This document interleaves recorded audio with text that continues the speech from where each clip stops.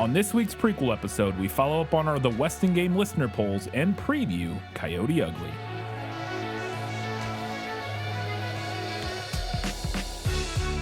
Hello and welcome back to This Film is Lit, the podcast where we talk about movies that are based on books. It's another prequel episode. We got plenty of feedback, plenty to preview for our next episode, so we'll jump right in to our patron shoutouts. I put up with you because your father and mother were our finest patrons, that's why.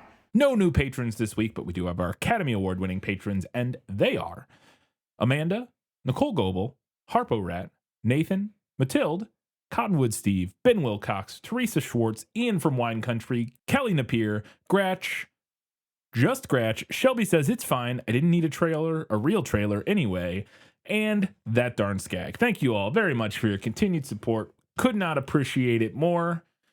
Katie, it's time to see what the people had to say about the Weston Game. Yeah, well, that's just like your opinion, man. And by people, it was mostly Nathan. We got other comments. We got some other comments.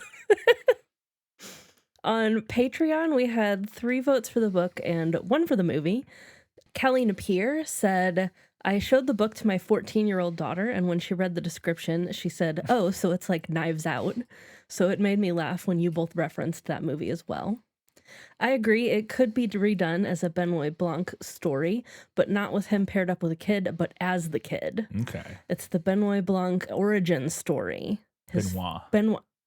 Sorry. I was like, Benoit. The Benoit Blanc origin story. His first mystery to solve. I like that. That would be fun. Yeah, that would be fun. The story also felt a lot like Only Murders in the Building to me, especially in the movie when Turtle was first running around with Otis and Sandy. Those 3 walked so Selena Gomez, Martin Short, and Steve Martin could run. I can see that. Yeah, I mean, it is like, it actually just broadly the premise of like a bunch of people in an apartment building. Yeah. Solving a mystery together. I agreed with everything you said in the episode and also agree the book is better than the movie. There you go. Boom. Thank you, Kelly. Our next comment was from Charlene, who said, I think you're right on target with the Harriet the Spy comp, because otherwise, what are the odds of 2 decades-old properties about tween girl sleuths coming out a year apart? Maybe that's what that one critic was referring to when she called it a ripoff. Could be. I still think, having read we shared the actual review, we found a grab of the newspaper article. Reading the full context, I think it's more so just broadly saying that the movie is a ripoff. Like, it's not worth your time or money, as opposed to comparing it and saying it's a ripoff of something specific. At least based on the review, that would be my interpretation. But could have been that. Though now that I'm thinking of it, maybe those odds are higher than I assume, as young readers of the 60s and 70s worked their way up in the movie business. I didn't realize Harriet the Spy. Is it a book? Yeah. Did not realize that. We're going to do that at some point. I have a copy of it sitting over there. Oh, okay. I mean, I've seen it over there forever. I just didn't realize. Oh, duh. I didn't realize it was a book as I stared at the book on the shelf for the past year or whatever it's been over there. Our next comment was from Shelby. Shelby said, this is a bit random, but you brought up Clue, and it made me think of the part where they all get a weapon as a gift. And Miss Scarlet says, I enjoy getting presents from strange men. That was written by a man, wasn't it? I looked up the writers of the movie Clue, and they were all men, so presumably yes. Yes, I believe that. I will say, it's been a long time since I've seen the movie, but my memory, the way that reads to me, is she not being sarcastic in that scene? Like, is she not saying, oh, I do love getting strange gifts or presents from strange men? I don't remember. Kind of sarcastic. I don't. I mean, based on what I remember of her character, I would say that's probably a very strong possibility. That's kind of what I was thinking. I was like, I just remember what I remember of her being character. A little bit like she's being sardonic. a little sardonic with saying, I enjoy getting presents from strange men. But maybe not. She may be being genuine, and I just truly can't remember. It's been a while since I've seen it, but. I'm curious what you thought of the Knives Out sequels. I enjoyed them, but I think the first is still my favorite. I thought the lead actor in Wake Up Dead Man was great. I hadn't seen him before. The weirdest thing for me about that movie was that it felt like a whole mini-series squeezed into a single movie. So we watched the third one when it came out. I guess, in December or whatever that was, or whenever that was. Whenever that was. And I thought the third one was the best one since the first one. Yeah. I thought the first one, I still think the first one is probably better. Like, I think if I was ranking them, I'd go 1, 3, 2. That being said, I think 3 is really good. And I've only watched it once. I've seen the first one 2 or 3 times, maybe more. The thing that I really, the third one has some moments that really hit me, though, in a way that like nothing in the first one really did emotionally, I should say, I guess. Like, I think the third one has some really strong moments. Specifically, I'm thinking of the scene where the priest, the main actor guy, gets the call from that person and then like helps them in the middle of like everything. That like wrecked me. I thought that was just a beautiful, like incredible scene. And also I really love some of the banter between Benoit Blanc and the priest about religion and stuff. I was into all of that. Some of the creative choices I thought were really, really cool. But I think as like a story and like a screenplay, I think the first one's maybe a little like tighter and cleaner. And I do think it doesn't suffer from what you're talking about here with the third one feeling like a mini series squeezed into a single movie. I didn't really feel that, but a common complaint that I can at least understand and kind of agree with about the third movie is that it feels like some of the cast gets a little shortchanged because there's just not enough time really to get to know some of the characters as much as you would like. Yeah. Which is kind of an issue in all of them because they're all ensembles with tons of people and you know you're only spending time with some of the characters are going to be lower on the totem pole. Yeah. But I agree with you. I would go Knives Out, Wake Up Dead Man, Glass Onion. Yeah. And I liked Glass Onion. I didn't even dislike Glass Onion. It definitely wasn't as good as the first one. And I like I said, I think 3 is a step up from 2, but I still like Glass Onion. I don't think it's bad or anything. Yeah. Like that. I know some people don't like it, but I still think it's interesting. I just think it for me, the main thing I don't like about it, and the reason I like 3 as much is just the general aesthetic of it more than anything specifically. It feels a little less like a murder mystery than the others. Being on the tropical island with the kind of vaguely fantasy feeling estate and stuff and the big glass, it just felt less like what I like what I liked about the first Knives Out, which was kind of the very intimate, Northeastern America like. We always joke like the first movie is like a Thanksgiving movie, kind of feels like it's about family and like family drama and dynamics, and everybody's wearing like cable knit sweaters and it's very brown and orange and like, it just has that vibe. And I thought Wake Up Dead Man kind of recaptured again the vibes and aesthetic that I liked about the first movie that the second one didn't quite hit, even though I thought the second one was still pretty good. So. We have had a fall Knives Out movie and a spring one because Wake Up Dead Man takes place right before Easter. Yes, it's Easter, and then we had a summer one. It's like summer vacation. We need a winter to complete a winter, like a Christmas Knives the quartet. Yeah. And Shelby agrees. Shelby said, hoping they make a fourth one. Maybe some of my Marvel faves can show up this time once they're done filming Secret Wars. Maybe. Perhaps. Who knows? I always just find it interesting to see who shows up in them because that's always fun. And I always like when I actually don't want it to be people that like I want. I don't know if that makes sense. Like I'm excited that I never am like predict who is like gonna be in the net. Like I just want to be. I want Ryan Johnson to put weird random people that he thinks will be fun as an ensemble cast in the movie. Yeah, and that's what I want to watch. And whoever that is. That's what I'm interested in. Our final comment on Patreon was from Nathan. And Nathan said, I definitely preferred the movie by just a little. But before listening to the pod, I thought that was just because it was a simpler to follow version of the story. Really? I was legitimately surprised that a kid's book was hard for me to follow and that I needed a simpler version to get into the story. Now that I have heard how confusing Brian found the movie, I'm a bit thrown. Perhaps I just need a second time through the story to really follow the beats. I do wonder if having read the book first If I'm sure you would have had an easier then time watched the movie following it had you read the book. Like even and I was specifically referring to Nathan here, not myself, but I was saying I wonder if having read the book first, even though you found the book a little confusing on your first read, it still gave you a lot of groundwork and touch points that then in the movie you're just connecting dots that the movie is giving you. Whereas I'm going in completely blank to the movie going, I don't understand what any of this is referencing. You have those reference points, even if, again, you don't fully understand it. And then the movie helps connect those dots. And then I guarantee what you said there, if you went back and read it a second time, I think I would bet that it would fall together a lot clearer for you.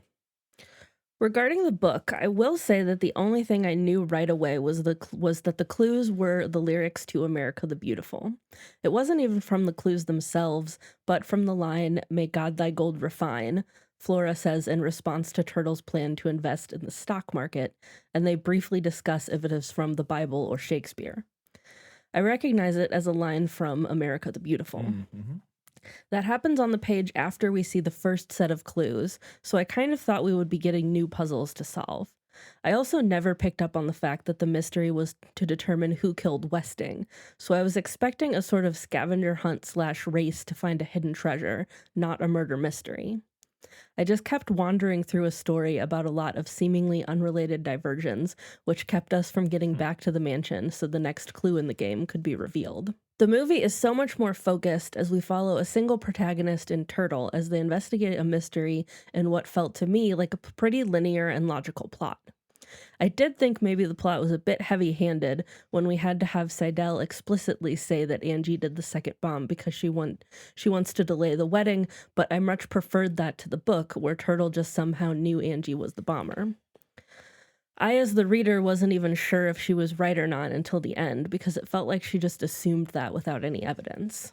I will say, in the movie, I felt like that reveal was kind of blindsided me, and it was was not set up in any way to where I felt like... I will say, I would have to go back and reread that scene in the book, because I feel like there was something that tipped Turtle off. Yeah. But I can't remember what it was. I would have to go back and look. Yeah. Or maybe we're just supposed to think that, like, she knows her sister. I don't know. Yeah. Maybe I was just having a slow week in my perception, but the movie held my hand in the way that I needed, and so I preferred it. That's fascinating. I really think you feel this way because you read the book first. Like, I did not feel like the movie was holding my hand. I felt like the movie didn't give a shit about me. And was just like, here's the plot, kind of chaotically. I hope you can piece it together. I don't know. Maybe I'm mistaken, but I felt like it was chaos in the movie, having not read the book. To be clear, I do realize that the twist at the end is that the murderer isn't actually what they're looking for. I just never realized that I was supposed to think that. I always thought that it was a quest to become his heir, and thus the reveal that this was true all along totally missed me. Yeah, in the movie, it's very clear that they're looking for... obviously I haven't read the book. In the movie, it's very... Yeah, I don't know how to compare them, obviously. I can't, but like they pretty explicitly outline that, that they're looking for the murderer initially. Like, I do think... So... The idea that they're supposed to be finding his murderer is kind of a trick in, like, the way that the will was worded. They kind of more, like, assume that that's what they're looking for. Yeah. It's never explicitly stated. It's never explicitly stated. But I also think there may have been something in the book, in the will, about, like, they're definitely going to inherit all of his money. But there may have been something about the estate, too. Like, if you can solve the riddle, you're his heir, basically. So it's kind of both. Yeah. Okay. Sorry, this might end up being a bit segmented because I wanted to get a post in and I'm still listening to the pod. This is not a Willy Wonka situation in the movie. Westing is not a good guy in the movie, and he isn't testing folks to find the best person to take over for him. He explicitly says during the cemetery walk that he thought the money would make everyone become miserable and rip them apart. He intentionally made a riddle that was unsolvable because the question it was asking was unclear. He felt a little bad at the very end and told TR, Turtle, because they had done the most to solve the fake riddle. This was not at all because she chose to spare Mrs. Crow. I'll take your word for it, because I will say I can't pretend to understand what the movie was doing, but that was my interpretation, so I don't know. I mean, and that whole part of the movie was not from the book, as we discussed. So, we did talk about like the kind of Willy Wonka thing as a potential read on what the movie was doing, not as like this is definitely what the movie and not exactly is the same doing. thing, Yeah, but like a similar type of thing. Like Yeah. I like I said, that was my interpretation, was that the whole point was he set this all up in order to get them all to work together, but specifically also to reveal that. Yeah, maybe that's not the case. I don't know. Yeah, I don't know. I'm saying because that was my interpretation after thinking through it after the fact. But like I'm not going to argue with you because I don't have strong feelings, and I genuinely I'm like I don't also really... also I would point out that Willy Wonka was also not a good guy. Yes. And well, yes, at least in He some set ways. those kids up to fail. Yes, yeah, but they were bad kids, which he knew. So I still would say that makes him not a good guy. yeah. Also, what Northrop says is that he has 20 applicants, not 20 Africans. I swear he says Africans. I mean, I would have applicants to go makes watch more it again. sense. But applicants, I guess, makes sense. But I swear he said Africans. Over on Facebook, we had 0 votes for the book and 1 for the movie, and a comment from Nathan, who said, I preferred the film by a little bit. I was looking for religious moments or themes because of it being owned by Dove, and then in the credits, Trinity Pictures is listed as involved in making/releasing the film. There really isn't much, and I felt like turtles kicking adults is exactly the sort of silly thing they hate in movies, so it's odd they own it now. I think the idea is that it doesn't have anything remotely like Yeah.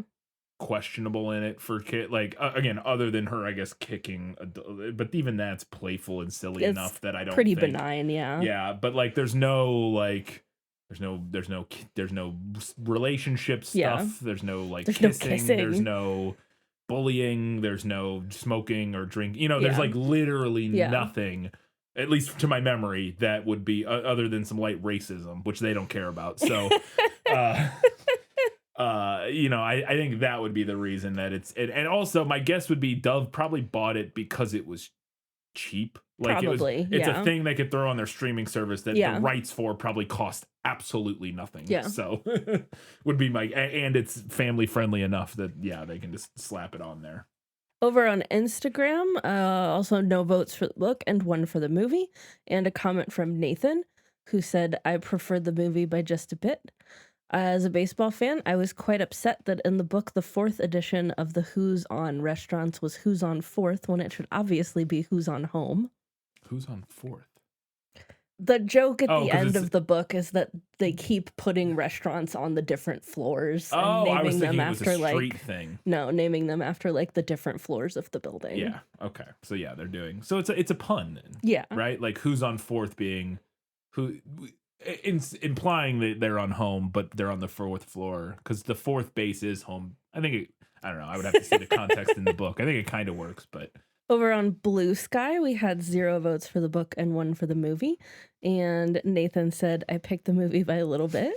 In the book, it's weird to me that while Turtle feels the most like the protagonist and gets the traditional protagonist ending, Angie is actually the one who collects all the clues and solves the riddle that isn't actually the riddle. Turtle is the one who figures out that she needs to find all of the various identities of Mr. Westing, though. But also typical younger sister. Yeah. She's taking her older sister's work. Yep. And finally, over on Goodreads, we had 1 vote for the book and 1 for the movie. And Nathan said, what the fuck is going on in the book with adults pulling a child's pigtails? Flora Bombach is explicitly described as having done so, and given that Turtle only kicks shins in self-defense and multiple adults end up with bruised shins, it feels like the adults of the Sunset Towers have an alarming sense on how to interact with children. I would chalk that up to a time period The thing. 70s Yeah, or the 60s 70s. or whenever this was written. Yeah. Yeah. It's still not, apparently not, it's still a somewhat controversial stance that you shouldn't hit children. So yanking on a pigtail was not exactly a, seen as that outlandish of an action. Yeah. And our last comment is from Miko. And Miko said, the movie is missing the most important thing about the whole puzzle. People actually trying to solve it. No one, not even Turtle and Chris, are really trying to solve anything. They just throw their clues into Google and hope for the best. The best change the movie makes is that it anchors the story clearly to Turtle's point of view. While following everyone's riddle-solving attempts was fun in the book, it also very quickly revealed that everybody was just floundering and there was no real progress, especially as plenty of the clues were revealed to the reader almost immediately. As a non-American, I did not make the America the Beautiful connection specifically, but I was sure that combining all the clues would result in something known. True. While the point of view change was good, the movie didn't really utilize it. They could have easily concentrated on the clue sharing aspect and have Turtle deducing other people's clues as Angela does in the book. There's also aspects of the book I found a bit frustrating.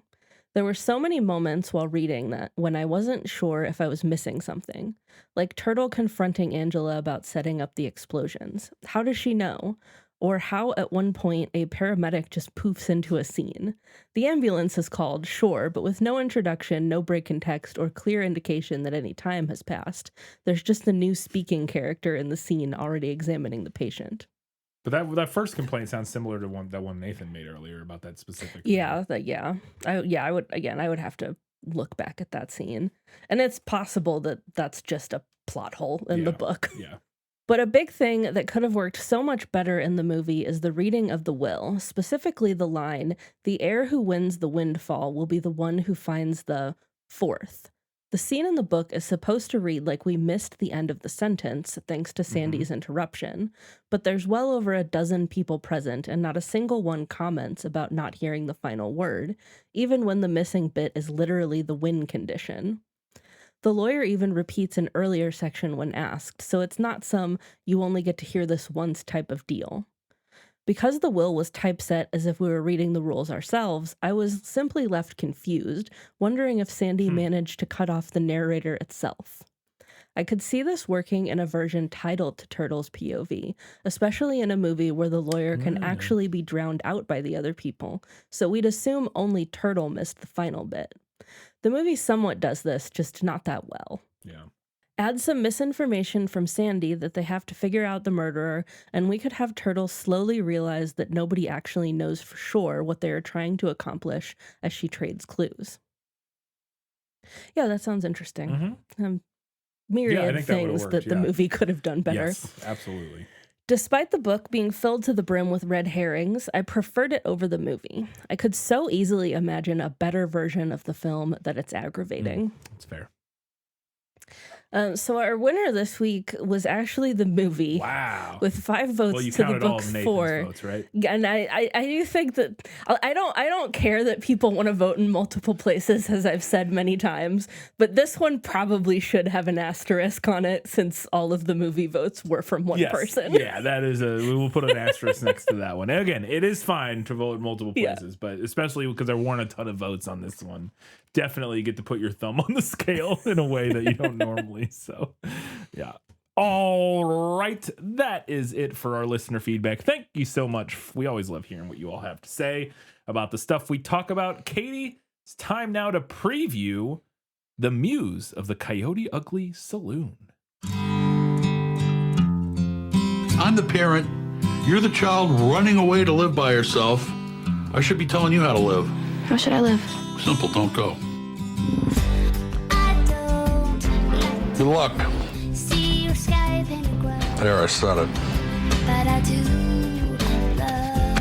Love you. Put some pepper spray in your purse. Even if you're not sure, just start spraying.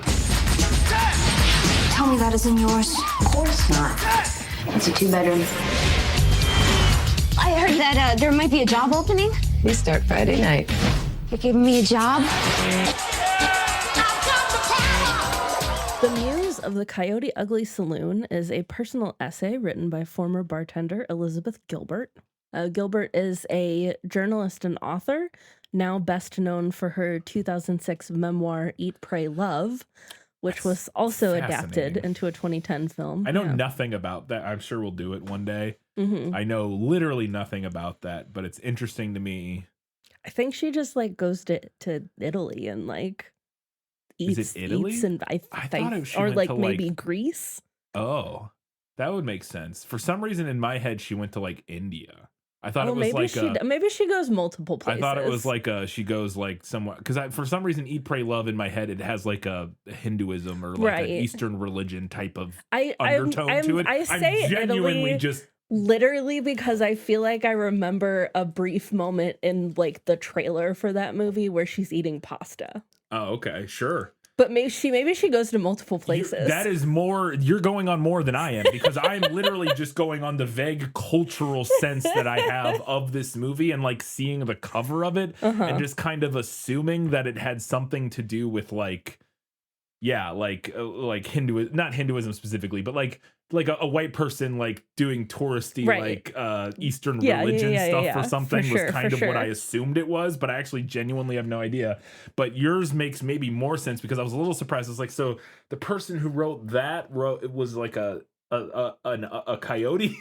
I don't know anything about Elizabeth Gilbert, and so this whole thing is fascinating to me. I mean, I knew her as the author of Eat, Pray, Love until we Googled this and we're like looking this up the last time we watched this movie. I had no idea that she was a coyote. Fair. So okay. But anyway, this essay, which was a memoir of Gilbert's time working at the original Coyote Ugly Saloon, was published in 1997 in GQ magazine, and it brought the bar to national prominence. Yep. The original Coyote Ugly Saloon opened in 1993 in New York City, and today it is an international chain of bars with locations in Las Vegas, New Orleans, Moscow, Liverpool, London, and a bunch of other cities. Yeah.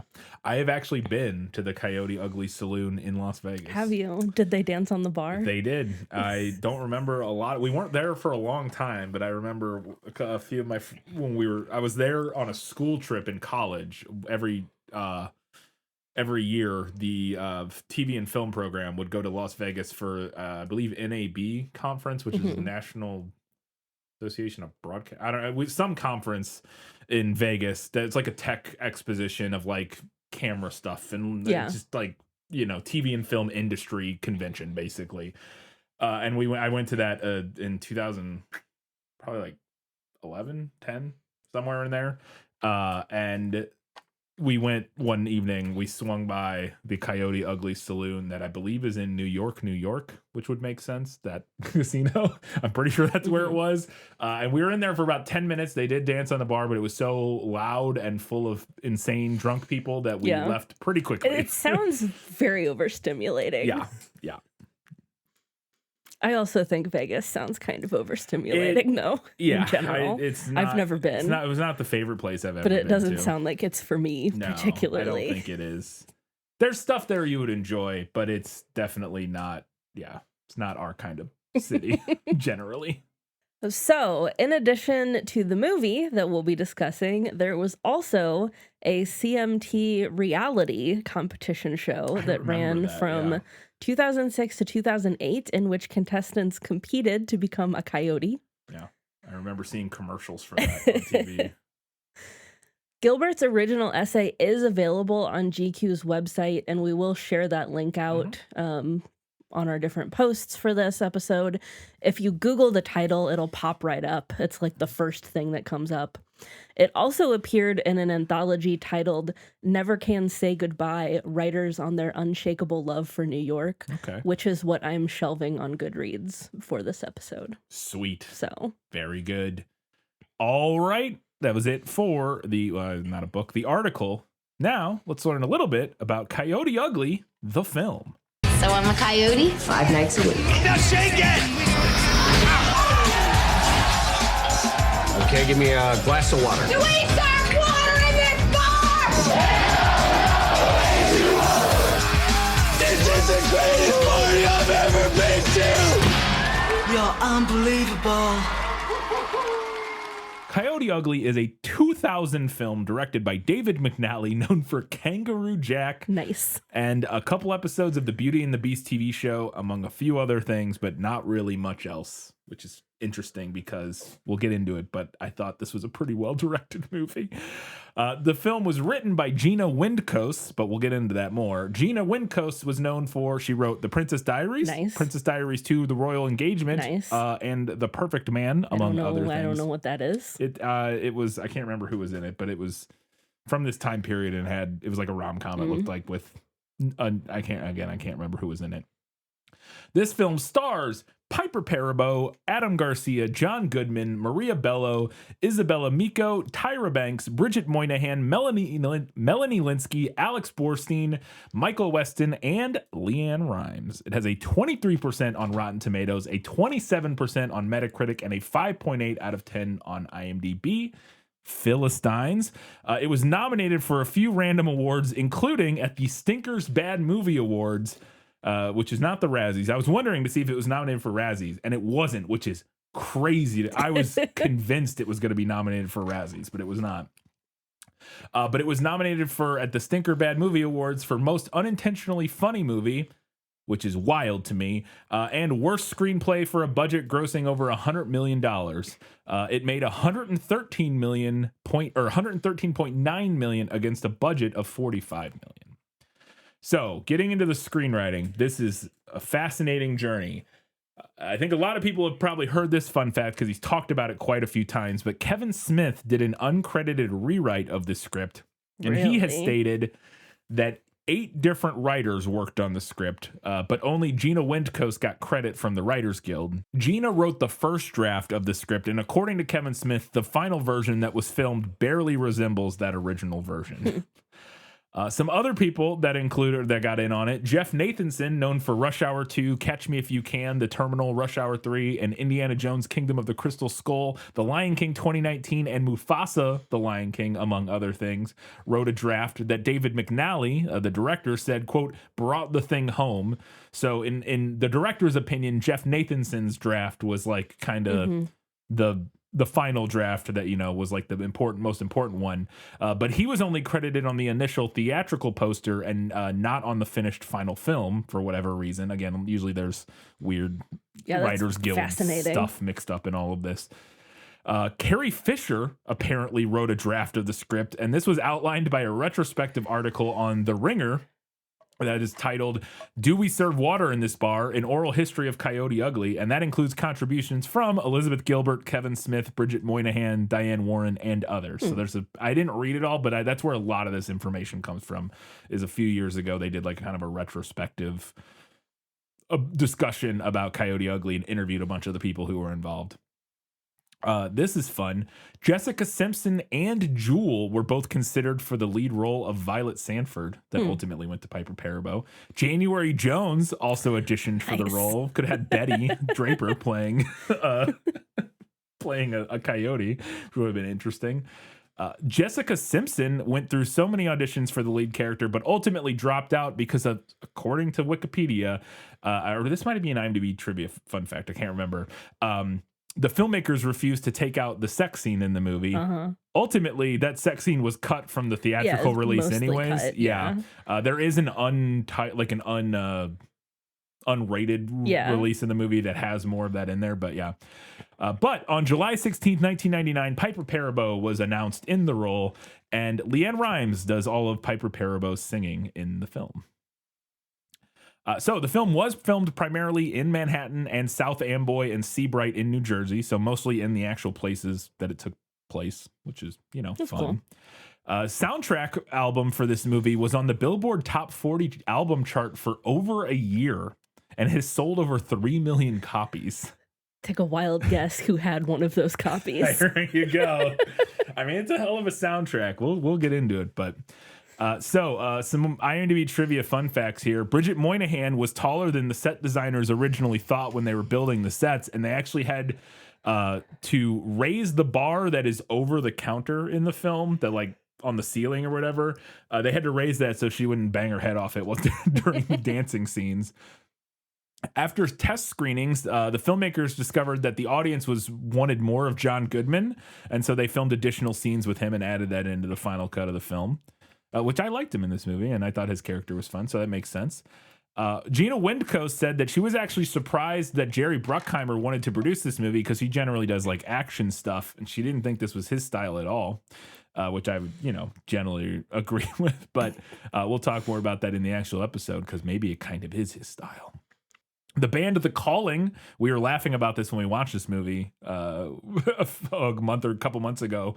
The band The Calling is seen in the film performing their hit Wherever You Will Go over a year before it was officially released.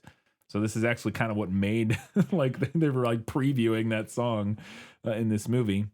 Tyra Banks, who only briefly appears in the movie, tore her lateral meniscus dancing on the bar at one point. In less fun, and then my final fun fact before we get to some critical reviews, in less fun facts, Melanie Linsky told The Hollywood Reporter in August of 2022 that she was constantly body shamed by everyone and pressured to lose weight while filming this movie. She had to wear Spanx in wardrobe fittings and received criticisms about her body from the costume designers and people doing her makeup on the film set. She said, quote, "All the girls had this regimen they had to go on. It was ridiculous. I was already starving myself and as thin as I could possibly be for this body, and I was still a size 4. Just Which the feedback. Is very small. Yes. Just the feedback was constantly like, you're not beautiful. You're not beautiful. You're in your early 20s. So much of it is about beauty and how people responded to you. And do people want to fuck you?" End quote. And so, yeah, it's insane. Unfortunately, not surprising. Not surprising at all, but just, yeah. So, getting into some reviews. Peter Travers for Rolling Stone dismissed the film, saying, quote, "Bruckheimer claims he's made a film about female empowerment, but it's softcore pap for horny boys and their hornier dads." This is amazing. I'm not here. Look, Peter Travers, I think you're wrong. I'm not saying this is the most feminist film ever made, but I think everybody is wrong about this movie. Robert, it is the particular type of like quote unquote feminism on display here is very like of the time. I don't think we'll get into it. Okay, we'll have to see when we get to the movie. it. I think it's more progressive than it should be, given it came out in 2000. Yes, and is a Jerry Bruckheimer produced like women dancing on bars movie. I was blown away at how feminist quote unquote this movie is. All right, well we'll get there. There's your teaser for the episode. Yeah, but I mean, again, it's not. We'll get into it, but. Also, more important, more importantly, I also think it's a good movie. But Robert Kohler of Variety called it, quote, "the latest and most calculated redo on the formulaic fantasy of an innocent conquering Gotham," end quote, which that I can agree with. It's, of all the criticisms this movie can get, the fact that it's kind of generic, cliche, been done a million times, that I don't disagree in terms of like the bones of like what the narrative is. Absolutely. It's not breaking any new ground in that regard. Writing for the Associated Press, Matt Crinson said, quote, "The acting is amateurish, the dialogue is painful to hear, and the plot is about as spontaneous as the Republican National Convention," end quote. Again, I disagree with... Again, the plot not being spontaneous, sure. I can agree with, but I don't agree about the acting or the dialogue. We'll get to it. Kenneth Turin for the LA Times said, quote, "a shameless but very watchable piece of youthful romantic fantasy," end quote. Thank you, Kenneth Turin, for understanding this movie. Peter Rayner for New York Magazine / Vulture said, quote, "the dreadful Coyote Ugly seems to have been made for prepubescent dirty old men," end quote. Bam, I am noticing all men. Yep. A whole lot of men thinking that this movie was made for men, and I'm like, I'm not saying it wasn't. It definitely was, but like, I don't think it's to the degree. Anyways, it's gonna be so fun to talk about. Michael Atkinson, writing for Village Voice, said, "I'd rather eat ball bearings." And then I watched this movie, I assume. And the king, Roger Ebert, for the Chicago Sun-Times, gave it 2 stars, which is not too bad, because I believe they only do 4 stars. Or maybe he does 5. I thought he did 4 stars at like the max. So 2 is not bad. He asked, quote, Do you get the feeling these movies are assembled from off-the-shelf parts? And went on to say that although he does not ask for originality, he criticized the complete lack of surprises. But he did praise the technical merits of the film, quote, but you can pump up the volume only so far before it becomes noise. He did call Parabo, though, the reason to see the movie, saying, quote, she has one of those friendly Julia Roberts smiles, good comic timing, ease, and confidence on the screen, and a career ahead of her in movies better than this one. Lots better, end quote. So Roger Ebert, also not a huge fan, but didn't completely panic either. So yeah, those are some of the reviews. We'll see how people feel. I'm so ready to take on the world on this one, Katie. Katie, where can people watch Coyote Ugly? Well, as always, you can check with your local library, or if you still have a local video rental store, you can check with them. We used to get this from our local video rental store when I was in middle school. Otherwise, you can stream this with a subscription to Disney Plus or Hulu, or you can rent it for between $3 and $5 from Prime Video, Apple TV, YouTube, or Fandango at home. Yep, there you go.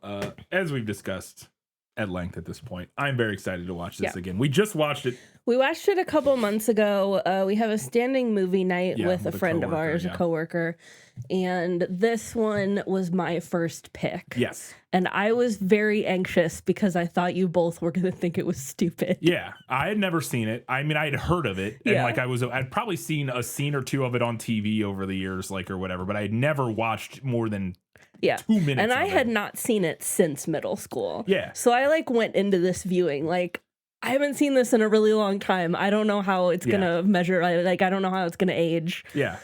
And I came out of it going, hey, and then when we found out the reason we're doing it is because I came out of it going, hey, this movie, my hot take is this movie's just good, like genuinely a pretty good movie. Not a masterpiece, not like amazing, but like a pretty good movie. And very much not what I was expecting, especially in terms of like sexual politics and stuff for a movie produced by Jerry Bruckheimer that came out in the year 2000 and that has a cameo from Michael Bay. Maybe that's what it is. Maybe the bar was on the floor and the movie stepped right over it. But which is ironic given the, yeah, but I was legitimately so taken aback both by how progressive I thought the movie was generally and just beyond that, how well made I thought it was. And it's one of those things where people will get to it in the episode, but I think one of the big things that hit me was just like how good it looks, which is movies don't look like that anymore, man, because it was shot on film and it looks good. And I think maybe gave it a few extra points that I was that it maybe otherwise wouldn't have. But who knows? We're gonna rewatch it again with an even more critical eye because we were just watching it on a fun movie night. We weren't really, but I kind of can't help but watch every movie through the lens of it's impossible now at this point, which I don't mind. I still it doesn't make me not enjoy movies or whatever, clearly. But yeah, very excited, and also like I said, this is one I really am interested to hear people responses and feelings on and see if people agree with me, because I would bet a lot of people either haven't seen this movie or definitely have not seen it in 20 years or whatever. And you know what? I'm going to challenge anyone who listens to our show that thinks this movie is not going to be their cup of tea. Please try to try it. Try it. Go in with an open mind. Do your best. Try to go in with an open mind. I went in with not even that open. I mean, I go into most movies with a pretty open mind because I think it's your job as a movie viewer is to go in with an open mind and try to meet the movie at what it's doing and engage with it on its level. I think that's just a good way to watch and engage with all media and whatever. But specifically in this regard, like I said, I went in like as much of an open mind as I could, but I didn't go in like expecting to like it by any stretch. And it won me over. So try to go in with an open mind and very interested. But, if you don't like it, I want to hear why. So can't wait. We're going to come back next week and I'm like, guys, I'm sorry. We watched it again. I think it sucks. I don't know. No, but yeah, I very much cannot wait to discuss this one. So come back in 1 week's time. We're talking about Coyote Ugly. Until that time, guys, gals, my binary pals, and everybody else, keep reading books, keep watching movies, and keep being awesome.